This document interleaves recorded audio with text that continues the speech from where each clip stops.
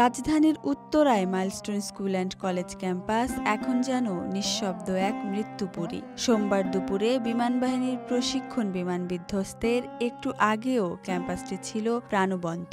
শিশু কিশোরদের উচ্ছলতায় মুখরিত থাকা ক্লাসরুমগুলোতে এখন রাজ্যের নীরবতা। ভবনের করিডরে নেই কোলাহল, নেই শিক্ষার্থীদের ছুটোছুটি। বাতাসে ভাসছে পোড়া গন্ধ, যেখানে পুড়েছে কারো শরীর, কারো স্বপ্ন।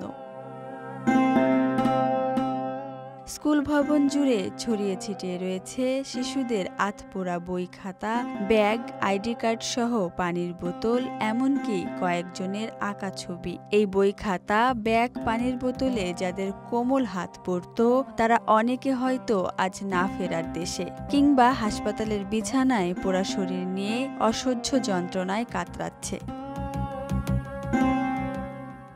ভবনের ভাঙা অংশের একটু দূরে বিধ্বস্ত বিমানের আরও কিছু অংশ পড়ে আছে। এলোমেলোভাবে ছড়িয়ে ছিটিয়ে আছে ভবনের নিচতলার ক্ষতিগ্রস্ত কক্ষের পোড়া চেয়ার। পোড়া চেয়ারগুলো সহ ধ্বংসস্তূপের মধ্যে দেখা যায় একটি আধপোড়া কালো জুতা। এ জুতাটি পায়ে দিয়ে কাঁধে ব্যাগ চাপিয়ে যে শিশুটি এসেছিল স্কুল ভবনে, তার নিঃশ্বাস হয়তো এখন আর পড়ছে না, আবার হয়তো অসহ্য যন্ত্রণার সাথে নিচ্ছে নিঃশ্বাস।